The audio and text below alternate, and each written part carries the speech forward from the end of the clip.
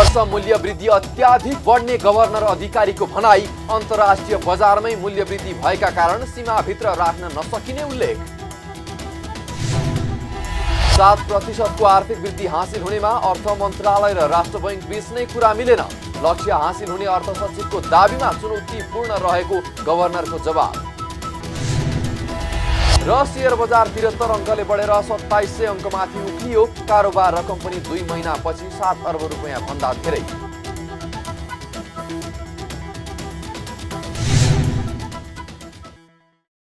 हामी छौं पल पल तपाईसँग, हिमाल पहाड तराईसँग, साथ छ हाम्रो बढ्ने कदमलाई। सलाम छ ती पोरखे हातहरूलाई, जिन्दगी सजाइदिन्छौँ हामी, हर सासको साथी बन्छौँ हामी। सुरक्षा अनि समृद्धि प्राण छ हाम्रो, हर आफू पनि बचौं, अरूलाई पनि बचाऊ। आजै नेपाल लाइफमा जीवन बिमा गरौँ। हामी हौं नेपाल लाइफ। नेपाल लाइफ, किनकि जीवन अमूल्य छ।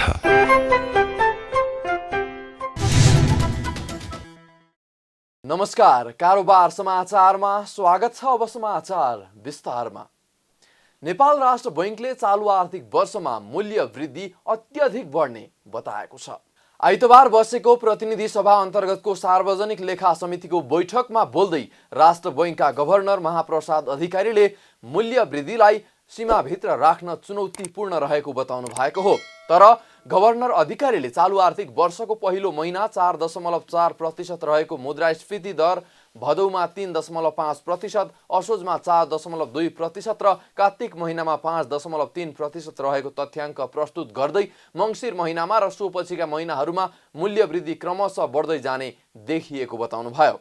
उहाँले अन्तर्राष्ट्रिय बजारमा नै सपिङ, इन्सुरेन्स लगायतको लागत बढ्नुका साथै तेलको मूल्य पनि अन्तर्राष्ट्रिय बजारमा बढेको कारण पनि मूल्य वृद्धि सरकारको लक्ष्य अनुसार सीमाभित्र रहन चुनौतीपूर्ण रहेको स्पष्ट पार्नुभयो। केही वर्षसम्म यो चाहिँ लक्ष्यहरूको चाहिँ भित्रै रहिरहेको अवस्था थियो। 75-76 मा यो 4.6%, 6.5 लक्ष्य राखिराख्दा 76-77 मा 6% को लक्ष्य राखिराख्दा 6.2% र 77-78 मा 7 को लक्ष्य राखिराख्दा 3.6% मा हामी थियौँ भने 78-79 मा हामी अहिले लक्ष्यभित्रै रहे तापनि यो चाहिँ यो 6.5% को लक्ष्य जुन छ आषाढसम्ममा मेन्टेन गर्ने, यो चाहिँ निकै चुनौतीपूर्ण हुँदै गएको छ। पहिलो महिना साउनमा 4.4, भदौमा 3.5, असोजमा 4.2 र कार्तिकमा 5.3 को स्थिति भए पनि मङ्सिर र मङ्सिरभन्दा पछाडिका महिनामा यो मूल्य वृद्धि चाहिँ क्रमशः बढ्ने सङ्केतहरू देखिएको छ। यसमा आन्तरिक र बाह्य कारणहरू प्रशस्त छन्। बाह्य कारणमा बाह्य मूल्य वृद्धि छ। कतिपय मुलुकहरूको 40औं वर्ष पछाडि अहिले वात्तै मूल्य वृद्धि बढे हामी देख्छौँ। कुनै मुलुकमा 21% पुगेको, कुनै मुलुकमा 51% पुगेको, युएस जस्तो मुलुकमा 40 वर्षपछि 7% को हाराहारीमा पुगेको, युरोपमा झनै 5% को हाराहारीमा पुगेको। विभिन्न फ्याक्टरहरू छन्। त्यसमा पनि सिपिङ कस्ट, इन्सुरेन्स कस्टहरू सिग्निफिकेन्टली बढेको कारण र तेलको मूल्य पनि गत सालको भन्दा प्रशस्त बढेको कारणले यो प्राइस अन्तर्राष्ट्रिय स्तरमा बढेको छ र हामीलाई पनि यो एउटा निकै ठुलो चुनौतीको विषय बनिरहेछ। हामी 6.5% यो सालभरिमा बस्ने सन्दर्भमा सरकारले चालु आर्थिक वर्षमा मुद्रास्फीति 6.5% भित्र रहने लक्ष्य लिएको छ। बैठकमा गभर्नर अधिकारीले बैंक तथा वित्तीय संस्थाहरूमा देखिएको तरलता समस्या बिस्तारै सहज हुँदै गएको पनि बताउनु भएको छ। अर्थ मन्त्रालयले चालु आर्थिक वर्षका लागि सरकारले लिएको 7% को आर्थिक वृद्धि हासिल हुने दावी गरिरहँदा नेपाल राष्ट्र बैंकले भने सो लक्ष्य हासिल नहुने स्पष्ट पारेको छ। आइतबार प्रतिनिधि सभा अन्तर्गतको सार्वजनिक लेखा समितिको बैठकमा अर्थ मन्त्रालयका सचिव मधु कुमार मरासिनीले सरकारले बजेट मार्फत लिएको 7% को लक्ष्य हासिल हुने दावी गरिरहँदा राष्ट्र बैंक गभर्नर महाप्रसाद अधिकारीले सो लक्ष्य हासिल गर्न चुनौतीपूर्ण रहेको स्पष्ट पार्नुभयो। बैठकमा गभर्नर अधिकारीले क्रेडिटमा भएको वृद्धिले आर्थिक वृद्धि दरमा सकारात्मक असर पर्ने सङ्केत देखिए पनि बेमौसमी वर्षाका कारण आएको बाढीले कृषि क्षेत्रमा परेको नकारात्मक असरले लक्ष्य नजिक पुग्न चुनौतीपूर्ण रहेको बताउनुभयो। यस्तै गभर्नर अधिकारीले विगत केही वर्षमा उद्योग क्षेत्रको हिस्सा केही घट्दै गएको तथा सेवा क्षेत्रको हिस्सा केही मात्रै बढ्दै गएको तथ्याङ्क पनि प्रस्तुत गर्नुभयो। पछाडि यो साल जुन अनगोइङ आर्थिक वर्ष छ 78-79 यसको अवस्था अब राज्यले बजेट मार्फत लिएको आकाङ्क्षा लक्ष्य 7% हो। हामी त्यसको लागि लागिरहेछौँ र केही पोजिटिभ सिग्नलहरू हामीसँग छन्। त्यो पोजिटिभ सिग्नल भनेको चाहिँ खास गरी जुन खालको क्रेडिट ग्रोथ भएको छ मार्केटमा जेन्युन धेरै हदसम्मको डिमान्ड भएरै ग्रोथ भएको हो र क्रेडिट ग्रोथ भएको हो र त्यसको असर यो ग्रोथमा पर्छ भन्ने हामीलाई आशा छ।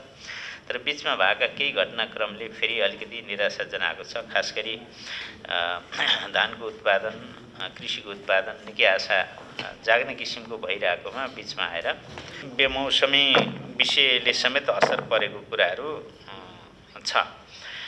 त्यसले गर्दा 7% को टार्गेट लक्ष्य हुँदाहुँदै पनि हामी त्यसको छेउमै पुग्नलाई अलिकति चुनौतीपूर्ण रहिआएको छ। हाम्रो समष्टिगत अर्थतन्त्रमा अहिले कृषि उद्योग र सेवा क्षेत्र मध्येमा चाहिँ सेवा क्षेत्रको अंश क्रमशः बढ्दै गइरहेछ र अहिले 61% प्लस सेवा क्षेत्रले ओगटेको छ र उद्योगको अंश चाहिँ क्रमशः घट्दै घट्दै 13% मा आछ र कृषिको चाहिँ 25.8% रहेको अवस्था छ। राष्ट्र बैंकका गभर्नर अधिकारीले 7% को आर्थिक वृद्धि हासिल हुन चुनौतीपूर्ण रहेको बताइरहँदा अर्थ मन्त्रालयका सचिव मरासिनीले लक्ष्य हासिल हुने दाबी गर्नुभएको छ। बैठकमा सचिव मरासिनीले कोरोनाको नयाँ भेरिएन्टका कारण केही चिन्तित रहे पनि अर्थतन्त्र चलायमान भएको कारण पनि लक्ष्य हासिल हुने दाबी गर्नुभयो। उहाँले कुल गृहस्थ उत्पादनमा निजी क्षेत्रको 70% र सार्वजनिक क्षेत्रको 30% योगदान हुने भन्दै कोभिडका कारण बन्द भएका उद्योग 98% सञ्चालनमा आएको बताउनुभयो। उहाँले सरकारले लिएका नीतिका कारण पनि आर्थिक वृद्धिको लक्ष्य हासिल हुने दाबी गर्नुभयो। फेरि ओमिक्रोनको भेरिएन्ट अलिकति फैलिने अवस्थाले गर्दाखेरि हामीलाई केही चिन्तित पनि बनाएको छ र हामीले हाम्रो पोलिसीहरू निर्धारण गर्दा र आगामी दिनहरूमा हामीले लिने नीतिहरूले कम्तीमा पनि यो आर्थिक गतिविधिहरू चाहिँ डिरेल नहोस्, किनभने लाइफलाइन हो, लाइफलाइन सञ्चालन डिरेल नहोस् भन्ने हिसाबले गर्नुपर्ने अवस्था चाहिँ छ। यो दुईटा प्रेसर फाइनान्सियल र ह्युमेनिटेरियन प्रेसरको बिचमा बसेर हामीले काम गर्नुपर्ने छ र त्यो दुईटा प्रेसरको बिचमा बसेर हामीले काम गर्दाखेरि हामीले अहिलेको बजेटबाट घोषणा गरेको 7% को आर्थिक वृद्धिको जुन लक्ष्य छ त्यो लक्ष्यलाई हासिल गर्नुपर्ने अवस्था छ र त्यो लक्ष्य हासिल गर्ने मार्गमा हामी किन पनि हामीले हुन सक्छ भनेर किन पनि प्लिड गरिरहेछौँ भन्दाखेरि हाम्रो अर्थतन्त्रको हाम्रो जीडीपीको कम्पोजिसन हेर्यो भने 70% जति निजी क्षेत्रबाट र 30% जति सार्वजनिक क्षेत्रबाट हाम्रो जीडीपीमा योगदान रहेको एउटा मान्यता छ। यदि 70% त्यो भनौँ न 70% को जुन निजी क्षेत्रले चाहिँ अकुपाई गर्छ त्यो निजी क्षेत्र त एकदमै चलायमान भएको अवस्था छ। कोभिड अगाडि जुन कोभिड लागिसकेपछि बन्द भएका उद्योग धन्दाहरू थिए ती 98% उद्योग धन्दाहरू फेरि रिज्युम भएको छन्। 2% चाहिँ खुलेनन् भनेका तिनीहरू धेरै कारण पनि हुन सक्छन्। 100% भन्ने कुरा सायद विरलै हुन्छ। त्यो हिसाबले हामी उत्साहित पनि थियौँ र अरू नम्बरहरू पनि छ, म अहिले यहाँ निवेदन गर्छु पनि। यता अर्थमन्त्री जनार्दन शर्माले पनि सरकारले लिएको 7% को आर्थिक वृद्धिको लक्ष्य हासिल हुने दाबी गर्दै आउनु भएको छ। सत्ता साझेदार नेकपा माओवादी केन्द्रका सांसद अमनलाल मोदीले गभर्नर महाप्रसाद अधिकारी अर्थमन्त्री जनार्दन शर्मालाई असफल बनाउन लागि परेको आरोप लगाउनु भएको छ। सांसद मोदीले विभिन्न समाचार माध्यममा आएको समाचारलाई उद्धृत गर्दै गभर्नर अधिकारीले आफ्नो पार्टीका नेता समेत रहनु भएका अर्थमन्त्री शर्मालाई असफल बनाउन प्रयास गरिरहनु भएको बताउनु भएको हो। आइतबार सिंहदरबारमा आयोजित सार्वजनिक लेखा समितिको बैठकमा बोल्दै उहाँले माओवादीबाट मन्त्री बन्नुभएका शर्माले राम्रो काम गर्ने देखेपछि त्यसलाई असफल बनाउन राष्ट्र बैंकले खोजेको समाचार बाहिर आएको भन्दै सत्य के हो भनी गभर्नर अधिकारीसँग प्रश्न गर्नुभयो। एउटा अर्को पनि हल्ला छ, खालि हल्लाको कुरा गर्छ न्युजमा पढ्ने। तपाईँहरूको ट्युनिङ पनि मिलिरहेको छैन। राष्ट्र बैङ्क, त्यसपछि अर्थ मन्त्रालय, त्यसमा पनि चाहिँ विभिन्न तपाईँलाई चाहिँ पार्टीगत रूपमा पनि अब जस्तो हामी त माओवादीको कार्यकर्ता, यसो भन्दाखेरि चाहिँ हाम्रो पार्टीका चाहिँ नेता मन्त्रीलाई चाहिँ कसरी चाहिँ माओवादीको मन्त्रीलाई राम्रो काम गर्छ उहाँलाई कसरी चाहिँ उ गर्ने भन्ने किसिमको पनि तपाईँहरूले चाहिँ टिमवर्कमा चाहिँ असफल बनाउन खोजिराख्नु भएको छ भन्ने पनि न्युजमा यहाँ त्यहाँ सुनिरहेका छौँ। त्यसलाई चाहिँ कसरी सोध्नु भएको छ होइन? त्यो बजारमा चाहिँ त्यो पनि हल्ला छ। सांसद मोदीले पहुँचवालालाई बैठकले ऋण दिने तर सर्वसाधारणलाई ऋण नदिने अवस्था आएको भन्दै आक्रोश समेत व्यक्त गर्नुभयो।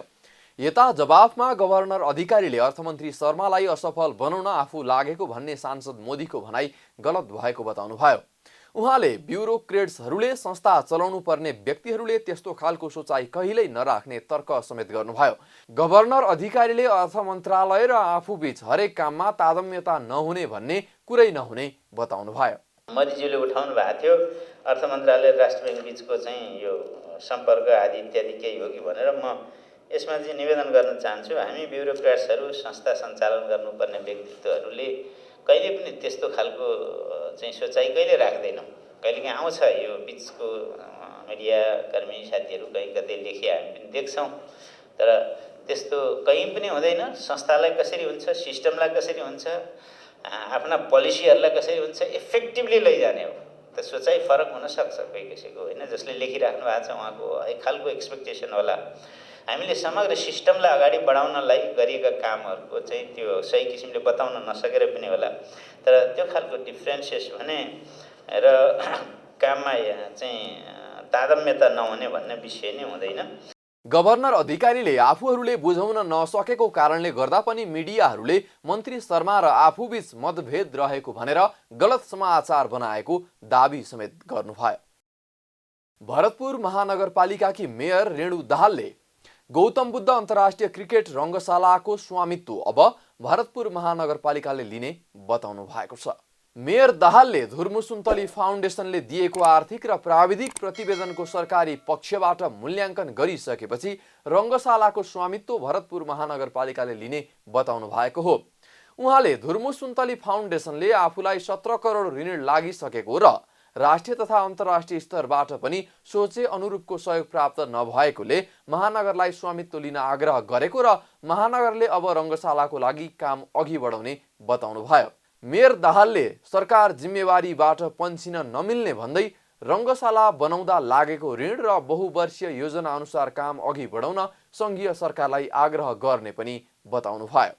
हामीले भन्यौँ महानगरपालिकाको तर्फबाट कि धुर्मुसुन्तली फाउन्डेसनलाई तपाईँहरू यो कार्यलाई अगाडि बढाउन सक्नुहुन्छ भने ठिक छ, यसलाई अगाडि बढाउनुहोस्। यदि सक्ने स्थिति छैन, किनकि उहाँहरूले भनिराख्नु भएको थियो कि 17 करोड ऋण लागिसक्यो, हामीसँग स्रोत जुट्न सकेन, हामी निर्माण गर्न हामीलाई जटिल भयो भन्ने कुराहरू भइसके पछाडि अब ऋण लगाई गर्न भन्दा के हो त अब होइन। अब ऋण लाएर गर्नुपर्छ भन्ने त भएन नि त। भोलि ऋणको व्यवस्था हामी कसरी जोगाड गर्ने, ऋण तिर्ने व्यवस्था हामी कसरी गर्ने, ऋण तिर्ने व्यवस्था अथवा त्यसको ग्यारेन्टी नभइकन ऋण लाएर निर्माण गर्नुपर्ने बाध्यता त त्यो अवस्था त हुनु भएन। त्यसले गर्दाखेरि महानगरपालिकाको तर्फबाट हामीले फाउन्डेसनलाई भन्यौँ कि अब यसलाई अब सकिन्छ, स्रोत जुट्छ, ठिक छ, अगाडि बढौँ। यदि सक्ने स्थिति होइन भने अब कसरी अगाडि बढ्ने भन्दाखेरि उहाँहरूले चाहिँ महानगरपालिकालाई अब हामीले स्रोत जुटाउन सकेनौँ, त्यसकारण अब यो चाहिँ महानगरपालिकाले स्वामित्व ग्रहण गरिदिनु पर्यो भन्नुभयो र उहाँहरूले हामीलाई पत्र पनि दिनुभयो। यो धुर्मुसुन्तली फाउन्डेसनको तर्फबाट यसलाई अगाडि बढाउन सक्ने अवस्था रहेन।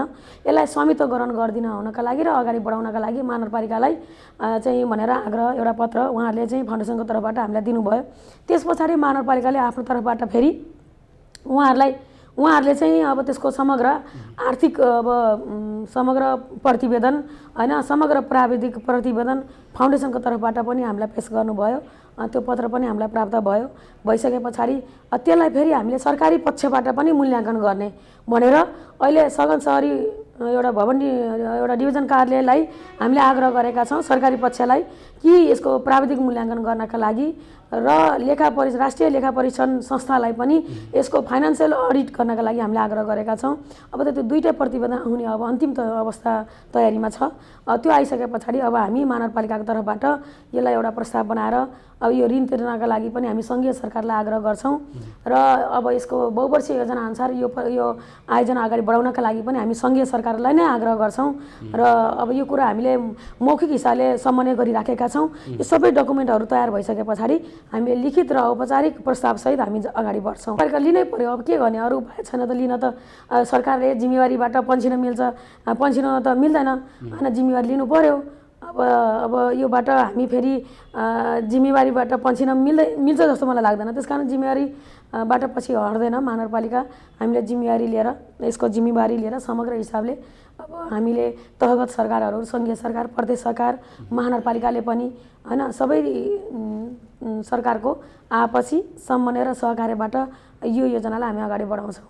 मेयर दाहालले आफ्नो 4.5 वर्षको कार्यकालमा जनताले सोचेको र जनतासँग बाचा गरे भन्दा धेरै काम गरेको दाबी समेत गर्नुभयो। उहाँले चितवन जिल्ला अहिले दुग्ध उत्पादन, माछा, केरा खेती, कृषिको क्षेत्रमा आत्मनिर्भर रहेको बताउनुभयो। मेयर दाहालले शिक्षा र स्वास्थ्यको क्षेत्रमा पनि महानगरले उल्लेख्य काम गरेको र आगामी दिनमा कृषि, शिक्षा, स्वास्थ्यको हब चितवन बनाउने दाबी समेत गर्नुभयो। मेयर दाहालले आफ्नो कार्यकालमा महानगरमा 3 अर्ब 70 करोडको खानेपानी योजना र 610 किलोमिटर सडक निर्माण भएको बताउनु भएको छ। उहाँले महानगरको 5 वर्षे कार्यकालमा निजी विद्यालयबाट 10,000 विद्यार्थीहरूलाई सरकारी विद्यालयमा भर्ना गराउने योजना भएको र त्यसअनुसार सफल भइरहेको समेत बताउनुभयो।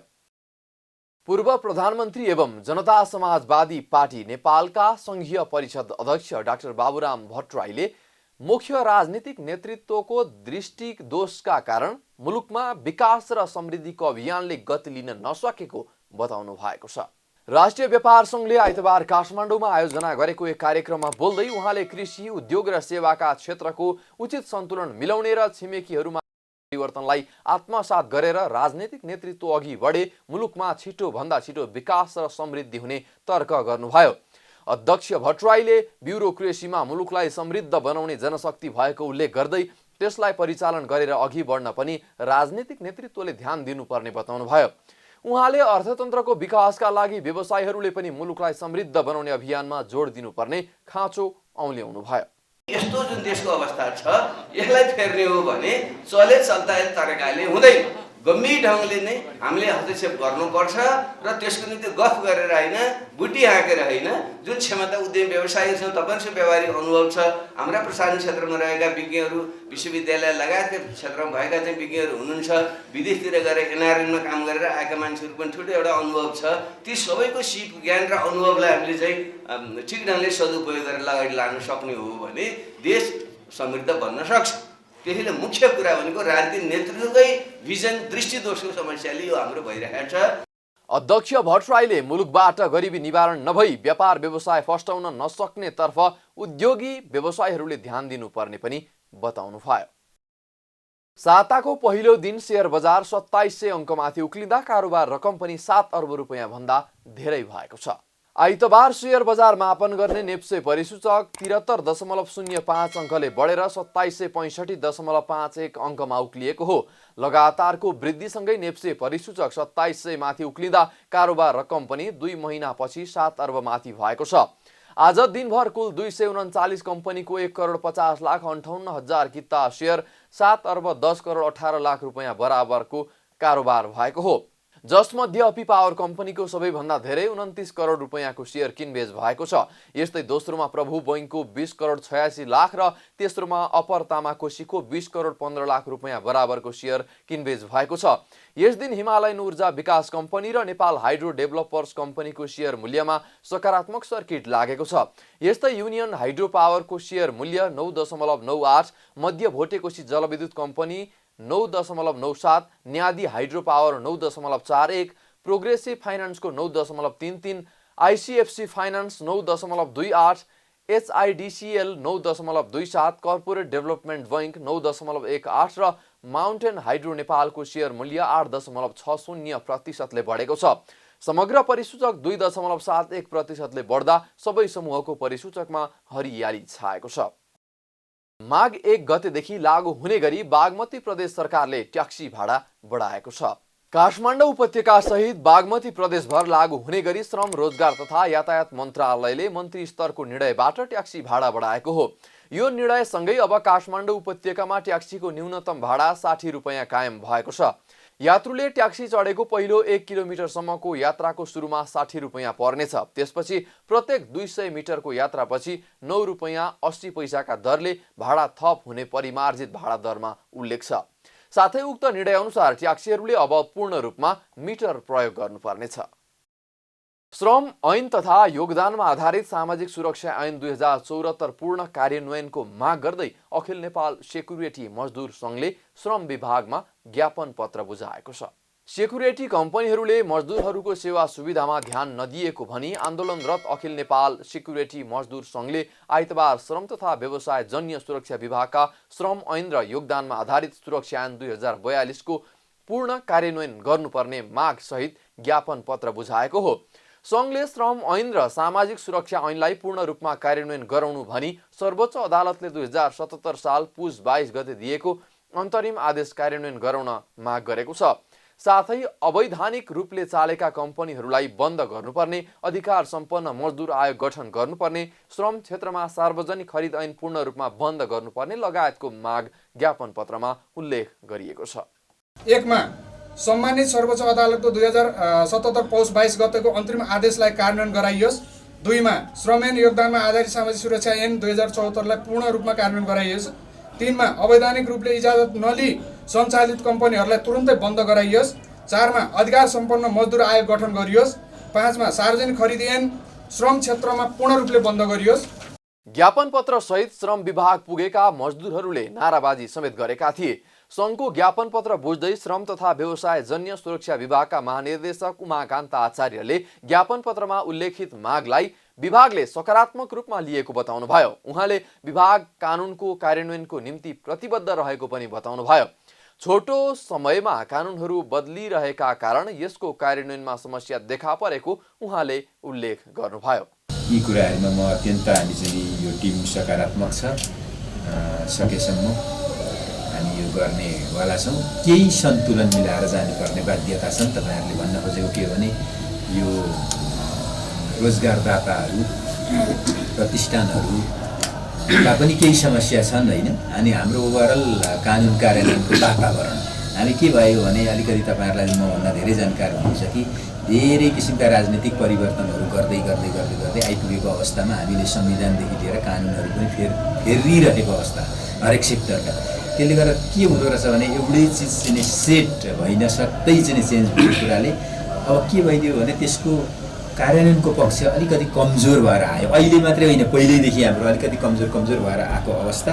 सकेसम्म हाम्रो चाहिँ उद्देश्य के हो भने कानुनको 100% कार्यान्वयन नै हो टार्गेट चाहिँ हाम्रो। त्यही ग्रुपमा जानेछौँ र विभागको लक्ष्य पनि त्यही छ। महानिर्देशक आचार्यले मजदुरहरूलाई स्वदेशमै काम गर्ने उचित प्रबन्ध मिलाई विदेश जानेहरूको संख्यालाई कम गर्नुपर्ने धारणा राख्नुभयो। कारोबार समाचारमा अब सुन चाँदी र विदेशी विनिमय दर सम्बन्धी जानकारी।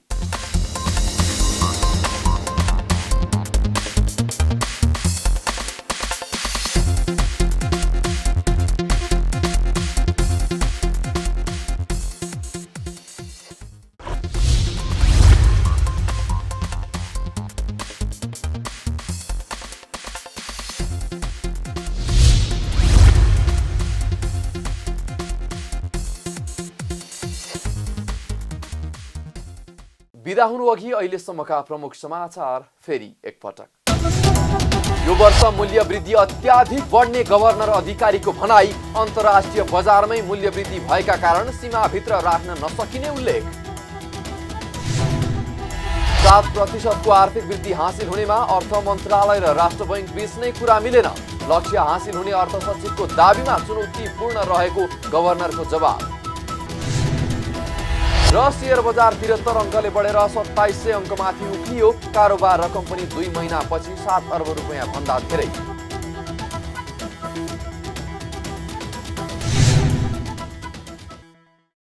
कारोबार समाचार सकियो। हामीलाई बिदा दिनुहोस्।